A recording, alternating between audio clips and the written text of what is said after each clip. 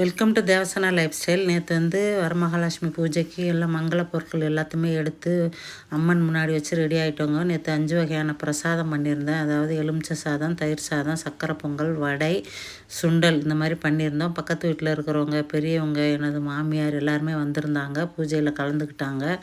பூஜை நல்லபடியாக 108 போற்றிகள் சொல்லி கனகதாரா சோஸ்திரம் சொல்லி நிறைவு பண்ணிட்டோம். தூப தீப ஆராதனையெல்லாம் முடித்து பெரியவர்கள்கிட்ட ஆசீர்வாதம் வாங்கிட்டோங்க. நேற்று ரொம்ப மனதுக்கு ரொம்ப மகிழ்ச்சியாக இருந்தது. நடுவில் நான் வீடியோலாம் எடுக்க முடியல, ஏன்னா பூஜை தான் முக்கியம். அதனால் வீடியோலாம் எடுக்கலைங்க. தாம்பூலம் எல்லாருக்குமே அழகாக பிளேட்டில் வாழைப்பழம், 11 ரூபாய் காசு, வெத்தலை பாக்கு, அப்புறம் தாலி கயிறு, மஞ்சள், குங்குமம் எல்லாம் வச்சு நாங்கள் கொடுத்தோம்.